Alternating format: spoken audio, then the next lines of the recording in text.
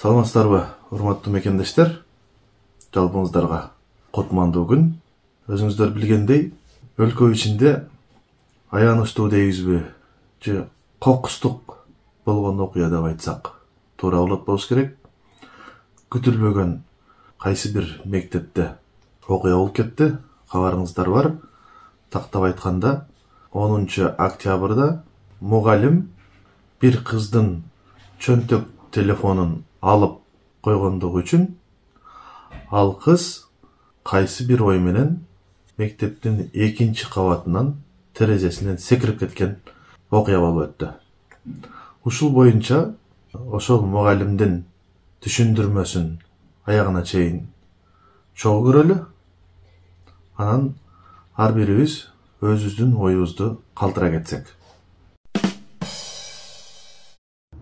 Бул окуя 2023 жылдын 10 октябрь күнү кечки саат 18 чамасында болду. Бул мектептеги 3-паранын 2-бөлүгүндө сабак ортолуп калган учурда болуп өттү бул окуя. Анткени 3-паранын 1-бөлүгүндө окуучулар 15 мүнөттөн ашыгыраак кечигип келишкен. Эки кыз, анан ошол кыздардын колундагы телефонду байкап калып алып койгонмун. Эскертүү берип эле отургузган, анан сабак жазышкан, жакшынан эле отурушкан.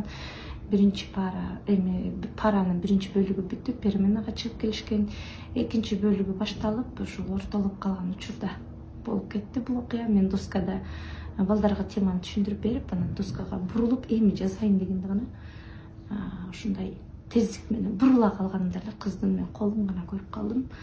Анан анын ким экенин деле аңдаган жокмун. Ушунчалык катуу чуркап чыктым. Коридордо чыгып бара жатып кыйкыра кеттим. Ушу мугалимдерге, кимдер, соцпедагог, организатор ким бар деп эле чыксам, кыз мен аркасынан бир 30 секундка деле жетпедим. Чыктым, кыз ошо жерде жаттыр. Дароо келип ошол жердеги охрана келип, дежур мугалимдер скамейкага алдык, жанында отуруп, кыз эч кандай эсин деле жоготкон жок. Бир аз ошо тиши канапынан кичине моо жеринде эмеси бар экен. Сыйрылып кеткен, ооз каныккан. Дароо эле тез жардам чакырылды. Мектеп иш күнүн аяктап калса деле, бирок мектеп администрациясы баары толук мектепте болчубуз. Баары чыгышты, баары эле тез жардамдагы жол оңдолуп атканына карабастан тез келди. Кошо биринчи жардам көрсөтүлүп, кызды алып кетти. Ошол учурда кыз эсин да жоготкон жок, жакшы эле сүйлөп жатты. Жакшы эле азыр учурда жуун санына кичине ошо сынып кетти деп жаткан учуру. Кыздын ата-энелери мындай азыр эмне деп атат сизге? Мындай коомчулук, мындай ар кандай пикирлер айтылып атат. Бул дагы мындай педагог катары сизди өкүндүрүп атабы? Педагог катары өтө өкүндүрүп атат. Анткени окуучуларга мүмкүн болушунча класста тартипти сактаганга аракет кылабыз. Эгерде ал кыздар кечикпей келсе, мен телефонду деле байкамак эмесмин.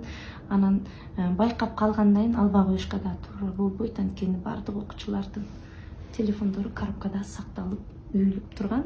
Класста 40 окуучу болсо 38 телефон бар болчу. Ал экөөнү калып мен кошушум керек болчу. Ошондуктан алынды. Анан бирок мен ойлойм, ал үчүн эле эмес, бул кырсык ушундай тездик менен болуп кетти. Байкабай калдык болгон. Мен өкүнгөнүм ошол байкабай калгандыгым болуп атат.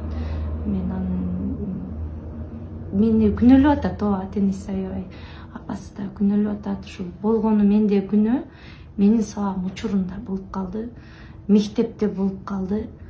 Анан да кандай десем, мен анын дарегине жаман сөз айткан эмесмин, урушкан эмесмин, окуучулардын көзүнчө каккан эмесмин, же башка нерсе болгон эмес, болгону ушул эле болуп калды. Менин күнөөм.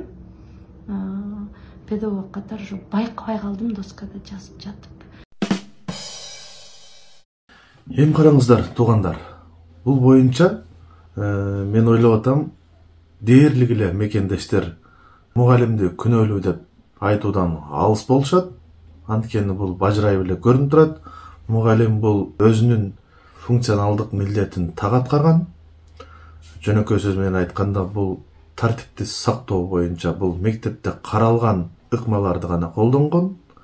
Башкача айтканда, сабак учурунда биринчиден 15 мүнөттөй кечигип келгендегиси, ошол эле учурда чөнтөк телефонун көрүп калган соң мугалим башка окуучулар катарында эле ал эки кыздын дагы телефондорун алып атайын койчу кутучага салып койгондогусу бул эч качан айып болуп эсептелбейт.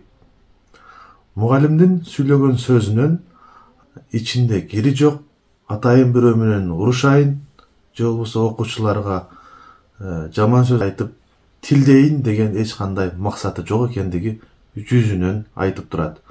Ошон үчүн бул да болсо кырсык, окуучу кыз айыгып кетсин деп гана тилек кылабыз. Ошол эле учурда ал окуучу кыздын ата-энесине да кайрылып кетет элек. Эч качан, урматтуу ата-энелер, мугалимди күнөөлүү деп айыптабаңыздар, анткени мугалим бул жерде көрсөтүлгөн так функционалдык милдетин гана аткарган.